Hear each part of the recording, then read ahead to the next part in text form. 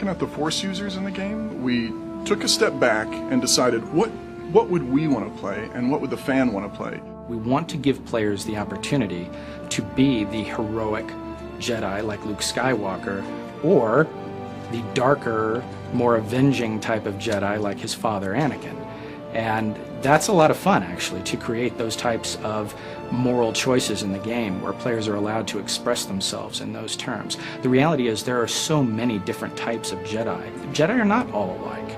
In Knights of the Old Republic, you were very much, you were an outsider. You were somebody who had lived their life and discovered that they were Force sensitive, and then were brought into the Jedi Order on Dantooine. In the Old Republic, where you were a Jedi to begin with, you've always been a Jedi. You're a part of that culture. You were raised according to their codes of honor. You've lived in that mindset all your life. My favorite thing about the look of the Jedi ship is kind of the rounded, sleek, red, almost hot rod look that they've got going. It looks like a very fast ship. But also, if something is there to interfere with your 3D making or anything, it's got to have some big guns to fend that off as well. We felt it was really important that every Jedi in the game has a lightsaber and wields it. You actually see the blades making contact, you see the sparks flying, you get that Star Wars feel of the lightsabers clashing.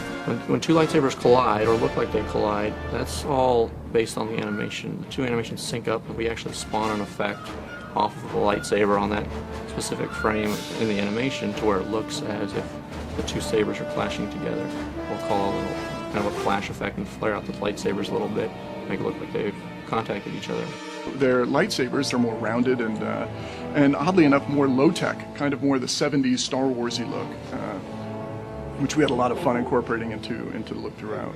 When we're doing the Consular and Knight, or any class, we look at their colors. When we looked at the Jedi, these are the good guys, so we went with the earth tones. We took these robed monk ideas and then we added to them throughout their play. So these guys look anywhere from, armored, robed monk guys all the way up into people that might look like they're from in the Senate.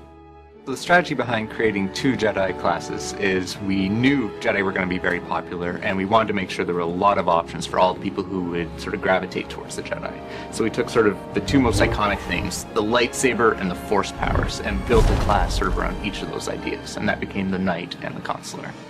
The Jedi Knight is all about high adventure and action and, jumping right to the forefront of the battle and leading troops on the last desperate charge to save a world.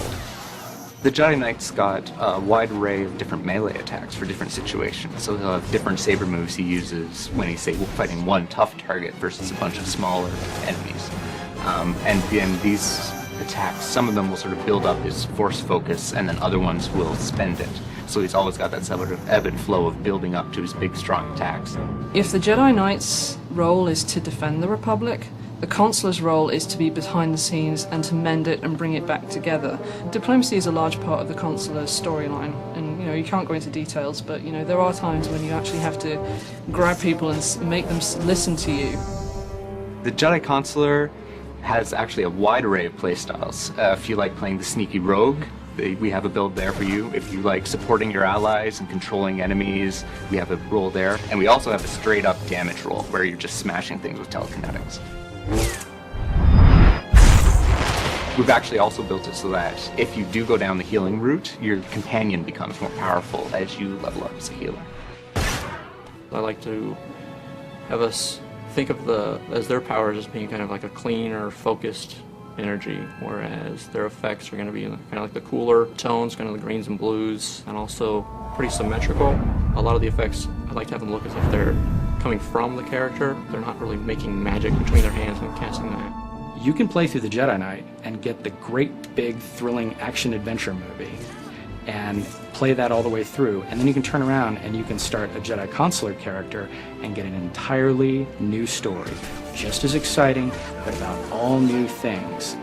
If you want to get sort of the complete Jedi experience from Tor, you'd need to go through sort of both classes and experience different pieces of the puzzle. If you've been playing through sort of classes on the same side and then go through and replay them again, you'll do it with a much greater understanding. You may make some choices differently.